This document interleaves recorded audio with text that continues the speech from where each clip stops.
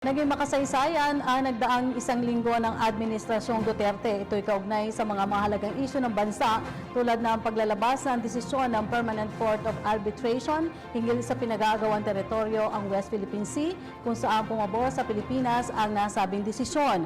Pagsuporta ng Asian Development Bank sa economic agenda ng administrasyon at ang mataas sa trust rating na nakuha ni Pangulong Duterte batay sa SWS survey. May report si Elena Luna.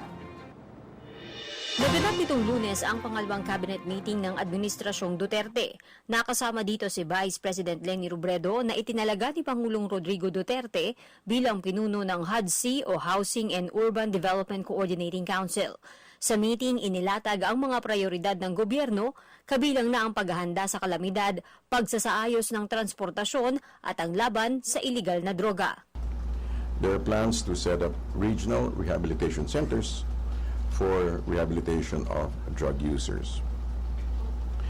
Also, a memorandum, a proposed memorandum to barangay captains and mayors of places with high incidence of drugs that they may be investigated for serious neglect of duty if found to have neglected their tasks.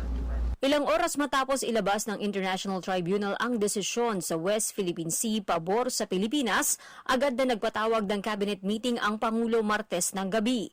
Isang briefing ang isinagawa ni Solicitor General Jose Calida sa mga miyembro ng official family ng Administrasyong Duterte. Si DFA Secretary Perfecto Yasay Jr. ang itinalagang tagapagsalita sa issue. Sa kanyang pagharap sa media, inihayag niya na malugod na tinatanggap ng gobyerno ang desisyon at nanawagan ng pagiging mahinahon. The Philippines strongly affirms its respect for this milestone decision as an important contribution to ongoing efforts in addressing disputes in the South China Sea. Webes, pinakiusapan ng Pangulo si dating Presidente Fidel Ramos na pumunta ng China para simulan ang bilateral talks. War, it is not an option. So what is the other side? Peaceful talks. I cannot give you the wherewithals now. I have to consult many people, including President Ramos. He might want also to be one of the... But I would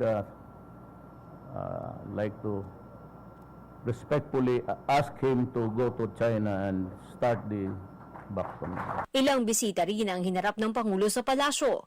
Personal na ipinaabot ni Asian Development Bank President Takehiko Nakao ang suporta sa 10-point economic agenda ng administrasyon.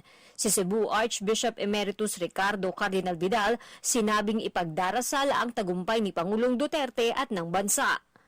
Batay sa survey ng social weather stations, excellent ang simula ng Administrasyong Duterte. 84% ang trust rating na nakuha ng Pangulo. 8 sa bawat 10 Pilipino ang nagtitiwala sa Pangulo. He would appreciate the trust, and he would also say, if I know him, that trabaho lang yan, that's part of the job, and that we will continue to do our part. Para sa PTV News, Elena Luna. Hi! Ako si Ria Fernandez. Mag-subscribe na sa PTV YouTube channel. I-click lang ang subscribe button.